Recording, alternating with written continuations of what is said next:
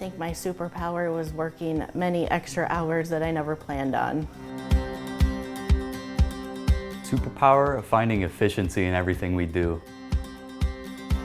I would say adaptation. Nobody really knows what we're going to have to do to figure out how to bring through mass amount of tests into different labs. So just kind of learning the system that worked best and kind of working on the fly, changing on the fly. Well, I'm a recent college graduate, so COVID actually gave me a job. My field, molecular, is the main field that handles a lot of the COVID testing. A lot is done through PCR. And the hospital needed new employees to handle some of the load for a lot of these new tests that they were trying to implement. We adapted by implementing a new molecular lab.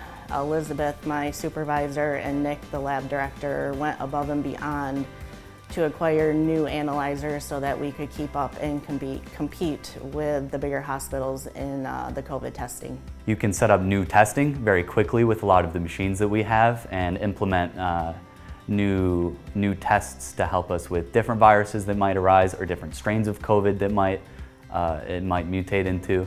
So having the molecular department here helps us handle a lot of different viruses and things that we might run into in the future. I've been friends with people who've lived in this town for quite a long time, and I know that it's kind of it's a larger town, but it's got a small town type vibe to it, I would say.